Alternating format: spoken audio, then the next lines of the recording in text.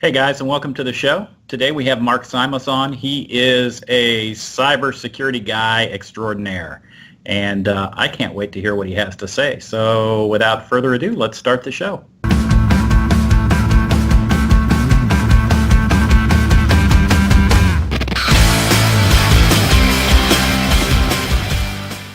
Hey Mark, how you doing today?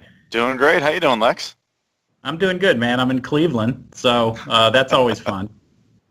Nice. I'm actually working from home in Florida, so it's nice to not be on the road. Yeah, rub it in. Yeah. So I actually have a house about, I don't know, 60 on the beach. How'd you fare in the hurricane? We did all right. I mean, by the time the hurricane ran over us, it was pretty weak from coming through South Florida. Thank them for taking the hit for us. Yeah, we're lucky that it turned because it was looking pretty bad there for a while. Yep. But I think it came in over the Everglades, so that probably sapped some steam out of it. Definitely. And I gained a new appreciation after a couple days of power outage for why they call power and other services critical infrastructure in cybersecurity. It's not fun to be without power. No, not at all. And speaking of critical infrastructure, you're going to talk to us about some cybersecurity stuff today. Absolutely. We're going to talk about the cybersecurity reference architecture, which has been around for a little bit, and cybersecurity reference strategies, which is just releasing that we put together just recently. Okay, awesome. All right, well, I'm going to kick it over to you and let you start. Okay. So what I'm going to do is talk a little bit about a couple of virtual academy sessions that we got going on. These are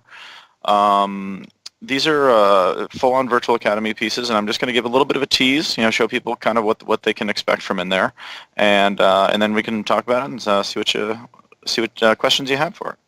All right, awesome. So the two different virtual academy sessions that we want to have people take a look at and see how it makes sense for their environment are really about two different things that are very close related. The first was a reference architecture.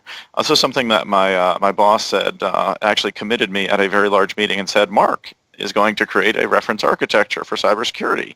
And I smiled and nodded like a good employee, and went off and figured out how to do that. And it did take quite a bit because as I discovered researching it, we have a lot of cybersecurity capabilities, actually an astounding amount. And here, I'll go ahead and bring this full slide up here just to kind of give folks a sense for it. And this is our reference architecture, and the intent of this was really to kind of capture in one place all of the different capabilities that Microsoft has brought to bear on the cybersecurity challenges our customers are facing, the threats coming in all the time, the new cloud and IoT and other technologies coming online that they have to secure, and really kind of making sense of that. And so this is a that's a very uncluttered, easy to understand and direct slide. Yes, and it was actually made in PowerPoint, believe it or not. This was not a Visio thing or anything like that. We actually used PowerPoint for that. And Wow.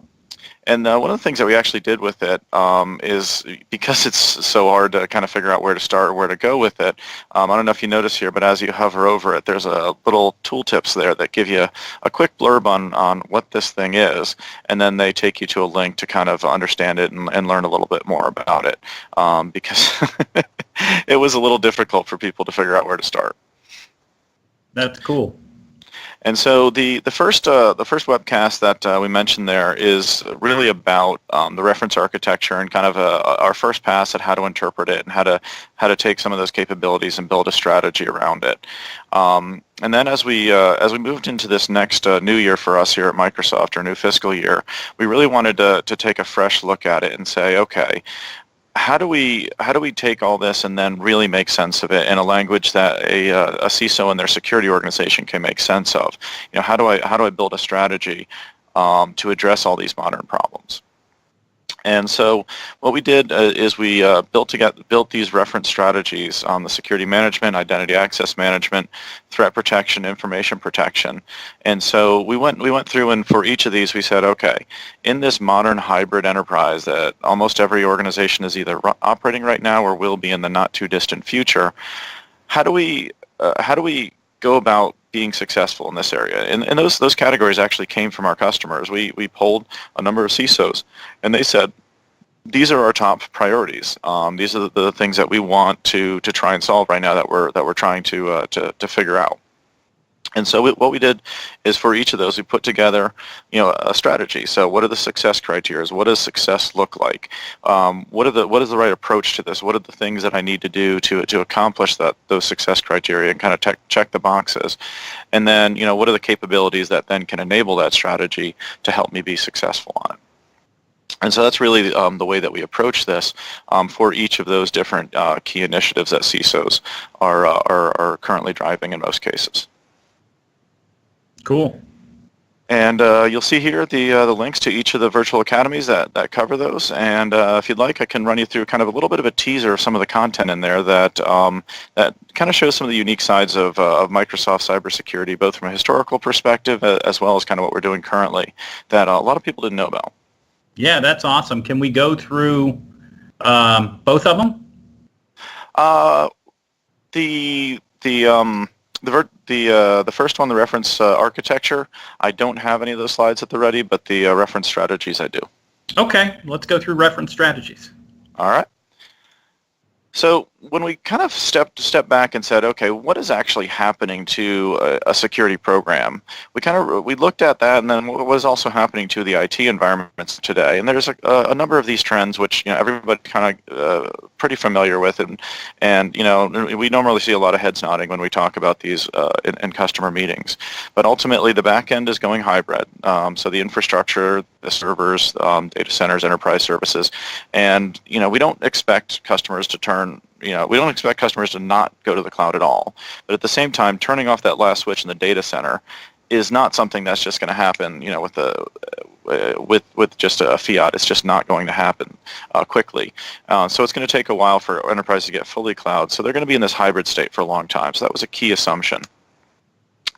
And then mobility, everybody knows mobility has been growing at a crazy rate, and the use of apps, and especially when you look at the digital transformation going on, it's just going to keep continuing there. And we're starting to see some maturity in the space of, with all the different mobile devices out there, the different versions and the different vendors, the different configurations, that we're starting to see a maturing that we expected for some time, which is we're going to start judging the devices by how trustworthy are they.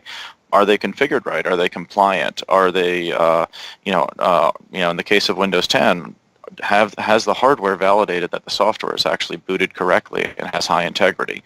So we're starting to see that differentiation where the trustworthiness of these mobile devices is not just this one monolith, it's actually being judged individually.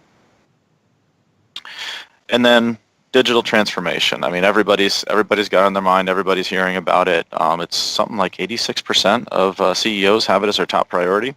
So digital transformation is a very big deal, and IoT is coming along with it. And so we're seeing a lot of application development coming along with this, which is one area that security does worry about. And we're also seeing, especially in the area of IoT, trying to apply your standard issue PC security strategies like antivirus and firewalls. It just doesn't work on an IoT device. Some of these things are super low power, and they're just really hard to secure with those normal tools. So you got to really think about these things differently than today. And of course, as you and I have talked about several times in the past, the bad guys just keep on getting better at what they're doing. And the interesting observation that we see in here is that they tend to be fairly reactive in how they invest. So they only invest in problems that they need to, which is very rational human economic behavior. And so the interesting thing here is, if they're still using credential theft and pass the hash and those techniques, and it's still working every time, they're not going to bother investing in something new. However, if they're getting detected all the time and it's making them have to restart their operations, their attacks, then they're going to go ahead and invest in different ways of hiding and stealth technologies. So the other thing that we talk about a little bit is digital transformation. We try to do this from sort of a security eye view, because a lot of times we see when you talk about digital transformation, we see it from the IT and or the business unit's view, like, hey, how is this bringing value to my business? How is this making me more efficient? And that is absolutely the driving factor to change the way that organizations engage their customers, empower employees, change the products that they actually offer, and of course all the internal optimizations. But the thing that's interesting when you look at it through a security eye view is when you look at the classic security strategy, I mean, what was the number one thing when you think security? Well, I mean, firewall comes to mind. Bingo. So everything was all about the firewall, right? We had this edge, this network edge around it, and of course all the security guys like to say it's a hard, crunchy edge and a soft, chewy center. And that's really how we had architected things, that we had this one place to do policy control, and it was the network edge. And then along come mobile devices, and they don't really live behind the firewall, so we had to kind of figure out that, and we kind of bolted that onto the strategy, but really didn't kind of reinvent anything. We just kind of accepted that. But when you look at what's happening, when you look at what digital transformation requires, you need SaaS apps off the shelf. You need to enable and empower these employees to collaborate quickly with these modern SaaS applications, software as a service applications. Then you look at the mobile experience, and I don't know if you ever used one of those older MDMs and these, sort of the very limited email and web browsing capabilities on them. But it's a very challenging and very poor experience, and that's not going to get that fast collaboration that you need done. It's not going to allow you to run those custom collaborative apps to enable your business processes. So you're seeing increased demand for this first-class mobile experience. Like, give me a real mobile experience, not this very, very limited one. And then, of course, IoT, right? So IoT is exploding everywhere. Businesses are enabling it, whether IT and security are on board or not. And, almost every IoT project we see just pulls through cloud. I mean, that's where all the analytics, the value, all the data is crunched, and then give you those insights into what people are actually doing or how the product's being used. So with all this, it doesn't really fit well behind a firewall. Most of it doesn't even live behind a firewall. And so the thing that we're working with IT security organizations or information security organizations to do is to help them understand that you need to kind of redefine the perimeter that you defend, and what that perimeter needs to be based on is identity. And we talk a lot about that in the identity strategy, the identity access management strategy, is taking that one type of control that you do have in all of these, which is authentication authorization, which is an identity control, and taking that one control and from that clay making a pot that you can use, which is a security perimeter. And how do you do that, and how do you bring all these new tools that allow you to have that visibility and control in this world that simply doesn't fit behind the traditional firewall? Make sense? Yeah, absolutely. So then we had a little bit of fun here. I actually enjoyed making this slide quite a bit. Talked a little bit about kind of the history of security, and there's some surprising nuggets in here that I was able to dig up through research as well as my own personal experience. When you look at what's happened in sort of the IT security, there's kind of three eras. You've got the mainframe and PC era, right? And at the time we were facing hobbyists, enthusiasts, kind of people attacking because they enjoyed it for some reason. But, over time, and about the same time as we were going into data centers and mobile devices and kind of modernizing into a true enterprise IT, we started to see monetization of attacks really kind of become in vogue, and we found people capitalizing on the economic potential of it.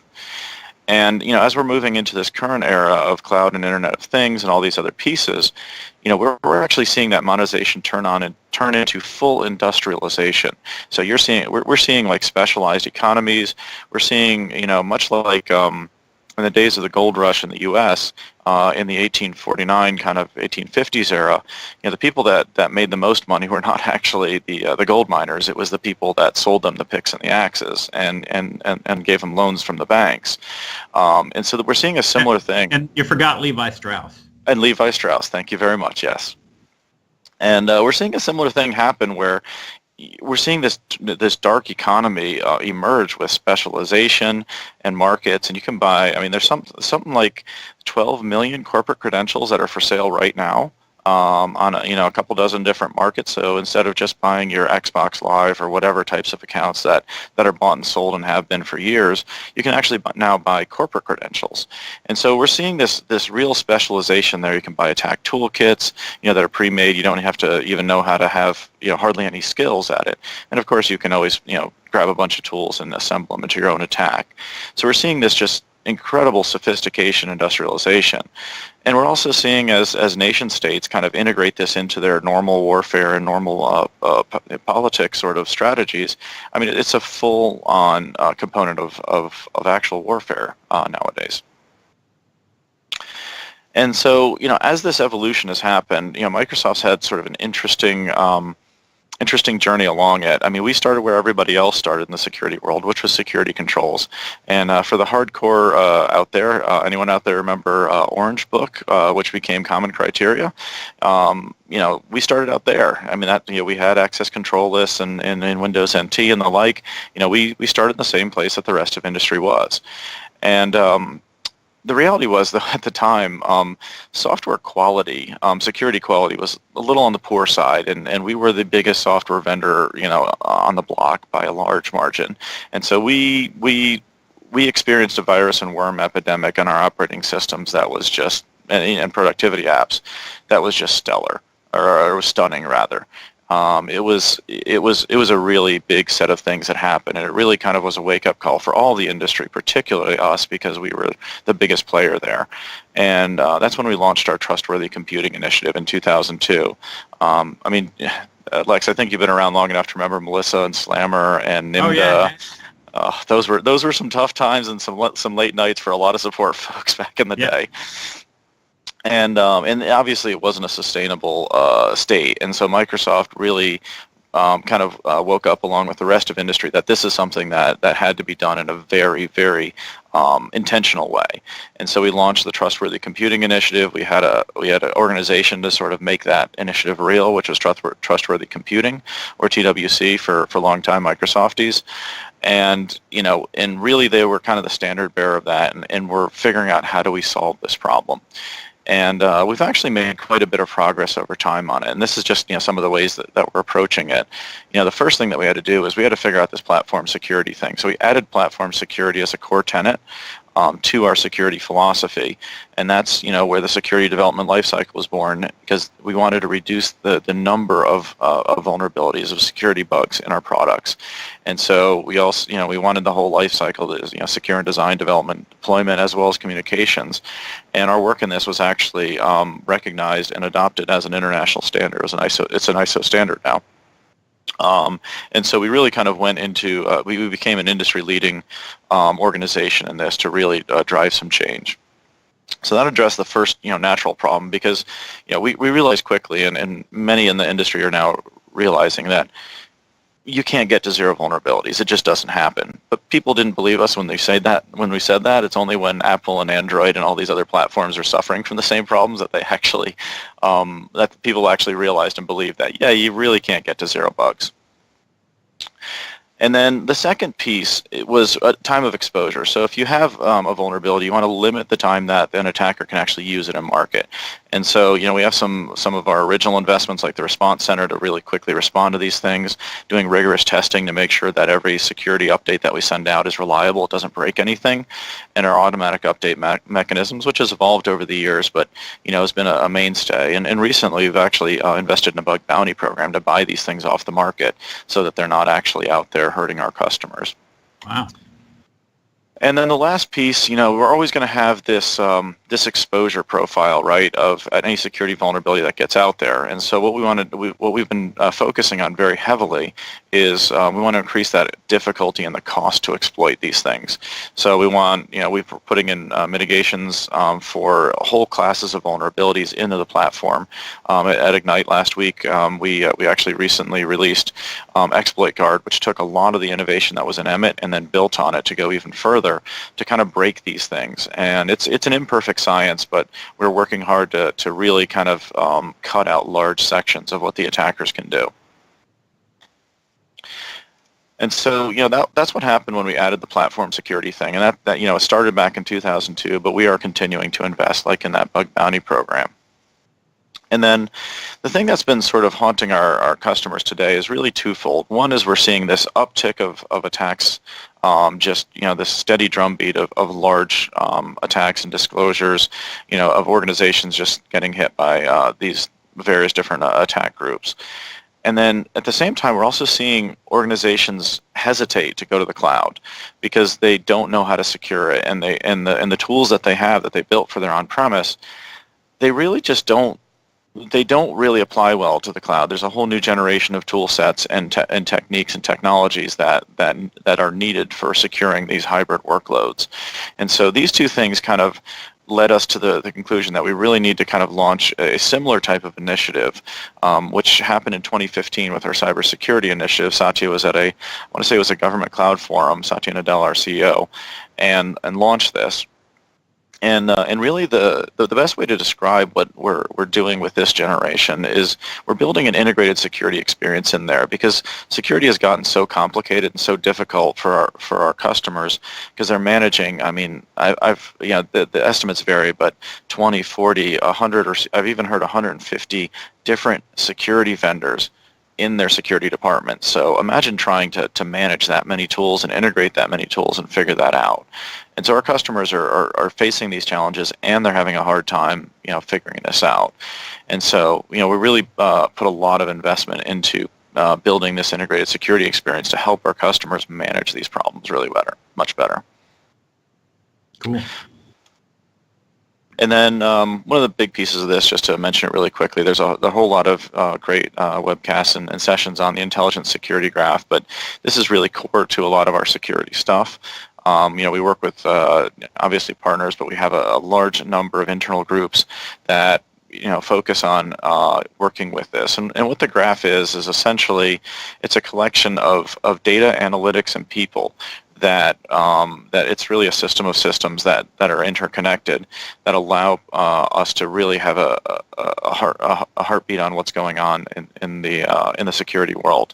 When you think about Microsoft and the businesses that we're in, what do we do for our businesses? We've got a search engine.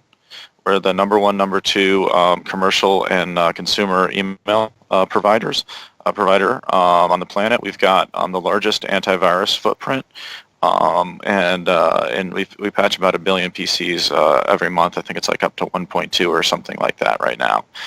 And so with all of those things, we end up getting a whole lot of data. Now we're always very, very, we always follow the compliance laws and all of those kind of pieces and the privacy, and we only use the data in ways that our customers have explicitly authorized us to. But that perspective that we get, that firsthand high-fidelity data, gives us an amazing view into what's happening in the world, and it gives us the context to say, is this unusual? Is this targeted? Is this targeted at a particular industry or type of customer? And so we have a lot of teams that work across that data and the machine learning and analytics and all the advanced things that we do on it to protect our customers, detect viruses, help protect the ecosystem through the digital crimes unit, help hunt for attackers in various different aspects in our IT environment, in our Azure data centers, in our customers' tenants, for the Azure Security Center, Defender, ATP products, etc. So lots and lots of ways that we use this, and then of course everything that we learn from that we feed back into it. And of course, the next question is like, okay, so how does this help me as a customer, as an organization? And there's a couple things that are just on for free that a lot of people don't realize are tapping into this vast data store. Smart Screen, which is built into our Edge and our Explorer browsers. Windows Update actually leverages this as part of the malicious software removal tool that runs every month and cleans off the top anti-malware families that we see. And then our Windows Defender also has something called MAPS, or Active Protection Service, that essentially, if it runs into a suspicious event that it has not seen and it doesn't have a signature for, but it still hit the suspicious trigger, it will go ahead and check with the cloud to see if there's any latest and greatest signatures that have been released since it last got signatures, and block it. And while this seems like it's sort of a minor optimization to go from 6, 12, 24 hours when you get your signature updates down to that up to the minute, When you look at what happened with the NotPetya and WannaCrypt attacks, we had customers where their entire global enterprise was taken down in 16 minutes, 60 minutes, and this was somewhere on the order of 60-some thousand PCs and servers were wiped down to the ground in less than an hour. And so it becomes really critical to have that up to the minute signature piece.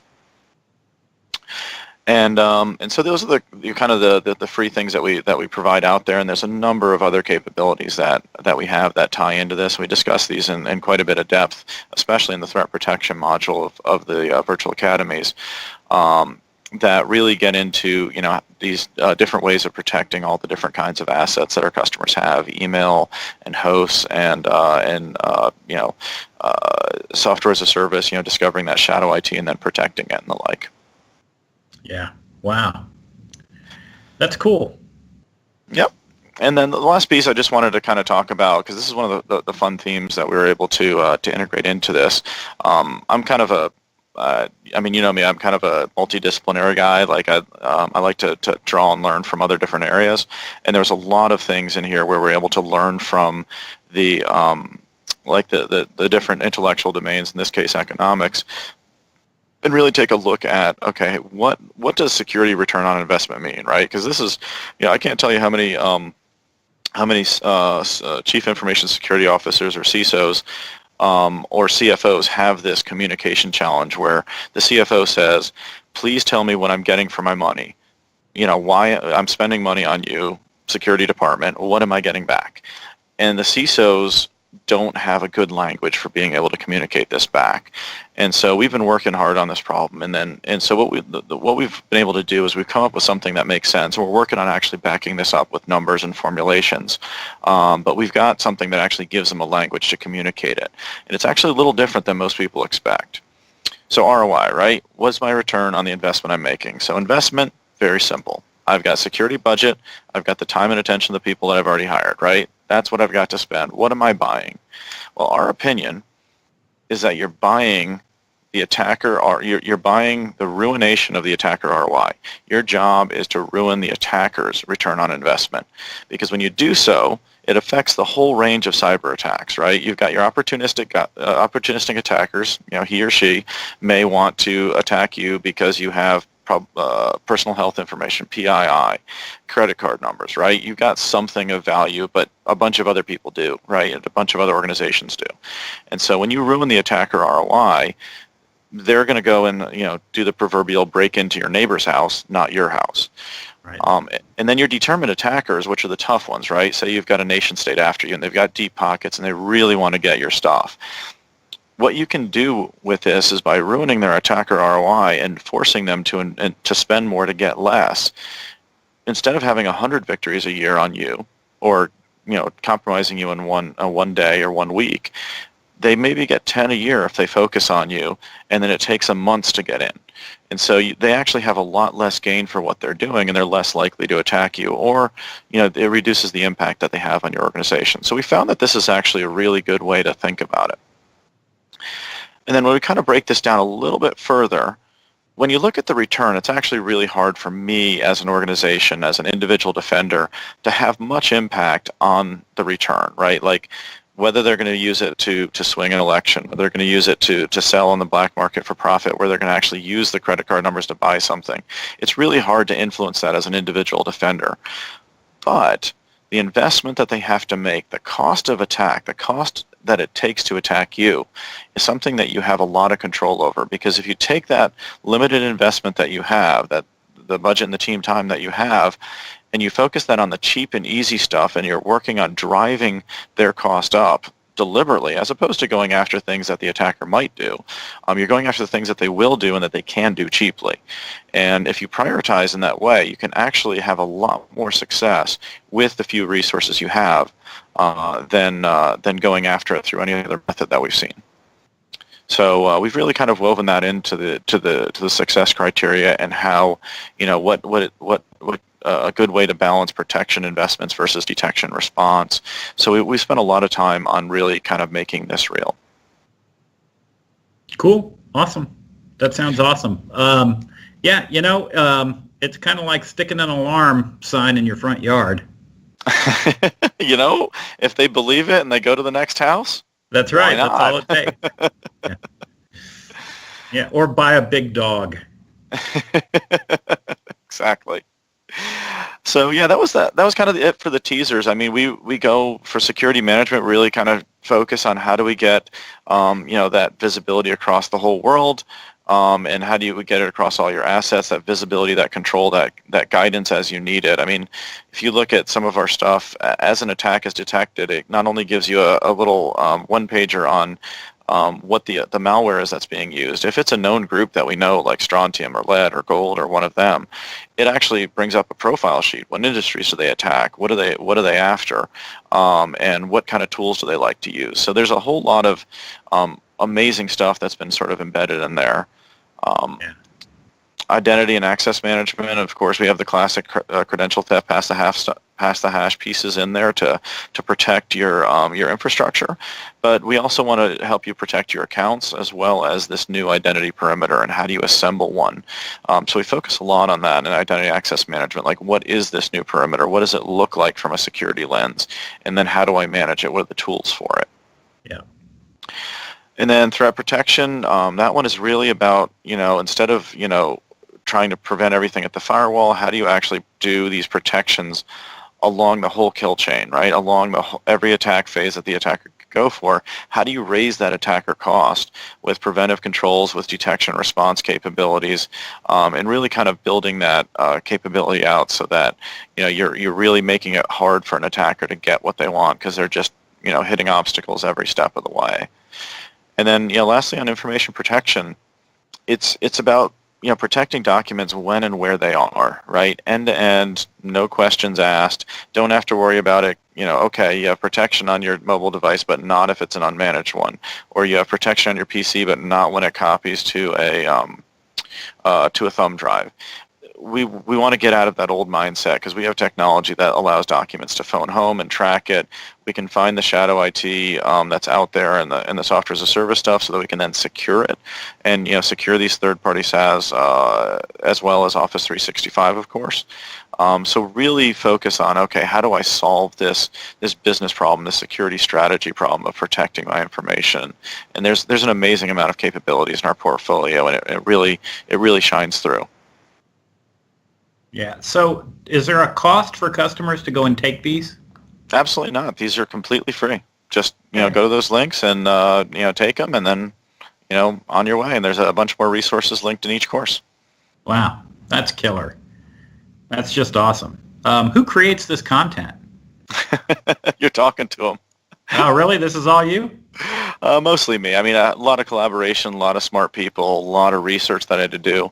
But ultimately, I was the one that was focusing on crafting the stories and making it make sense to a CISO or a security architect. Wow, this is awesome. What a great value for customers. You can't prevent every attack, but you can make yourself a little less vulnerable, or a lot less vulnerable, if you're smart about how you architect things. So these are great. These are awesome resources. And they're free. That makes it even better. Absolutely. I mean, and this content is actually based on some content that we it's the same content that we developed for our top customers, that we're going to directly engage with the CISOs there to help them understand the Microsoft capabilities and integrate them in their strategy. So this is essentially our top shelf stuff that we've put together. Okay. Awesome. Well, Mark, listen, as always, thank you for doing this for us. Oh, no worries. Thank you so much for having us on here. Love talking to you and your audience, man. Yeah, it's a lot of fun for us as well, and certainly great information. So, guys, listen, thanks for watching the show, and that's your Taste of Premiere.